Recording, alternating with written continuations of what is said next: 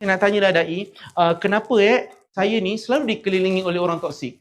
Maksudnya, okay lah, saya punya HOD toksik, bos saya toksik, makcik kantin kat kafe tu pun toksik. Saya balik rumah, suami saya lagi toksik. Lepas tu saya punya mak mentua, bapa mentua, ibu bapa semua toksik. Saya sekarang ni dikelilingi oleh toksik. Banyaklah toksik. Macam mana saya nak melalui kehidupan yang penuh toksik ni?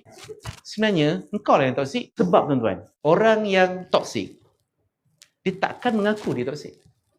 Dia akan rasa orang lain toksik. Engkau yang toksik. Dia macam ni tuan-tuan. Sampah akan sentiasa menarik lalat untuk datang. Lepas tu kau nak salahkan lalat. Banyak yang lalat. Sebab kau sampah. Sebab tu.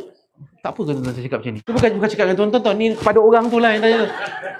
Sebab kau sampah, kau akan menariklah banyak lalat-lalat dalam hidup kau.